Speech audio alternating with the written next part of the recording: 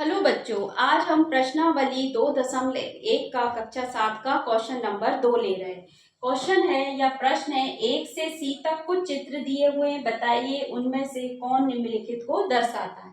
ठीक है, अब देखो यहाँ पर क्वेश्चन नंबर हम 2 कर रहे हैं, जिसमें लिखा हुआ है 2 गुणित 1/3 बराबर 2/3। यानी कि आगे जो नंबर लिखा हुआ है 2, इसको हमें दो चीज चाहिए, तो हमने दो सर्कल है जिसमें ये है एक और एक ये दो। अब उसके बाद वो कहता है गुणा 1/3, यानी कि कोई चीज के कितने भाग होना चाहिए, 3। ये 1 2 3 1 2 3 भाग हो गए, दो चीज है जिनके 3 3 भाग है।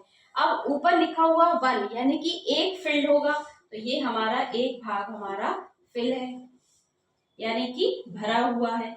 ठीक है, अब वो कह रहा है कि बराबर, यानी कि बराबर कैसा होना चाहिए, 2/3। तो एक और एक मिलके कितने हो गए, ये 2, यानी कि 2 गुणित 1/3 है। तो 2 का गुणा किस में होगा, 1 में, तो ये हो जाएगा 2 और 3 का 3, तो 2/3। तो ये दोनों को ले लेंगे हम, तो ये हो गया 1।